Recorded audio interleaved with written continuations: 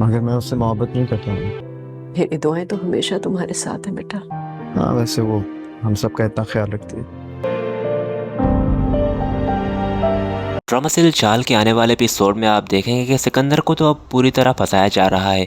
जी हाँ दोस्तों, आने वाले एपिसोड में आप देखेंगे कि रुबाब को जैसे ही ये बात मालूम लगेगी कि सिकंदर अब भी सबा से मिलता रहता है, तो वो इस बात का बहुत ही फ़ायदा उठाएगी और सारे घर वालों को ये बता देगी कि सबा से अब भी सिकंदर मिलता है। वो दरअसल में खुद ही उससे खुश नहीं है, तभी वो ये सब कुछ कर रहा है।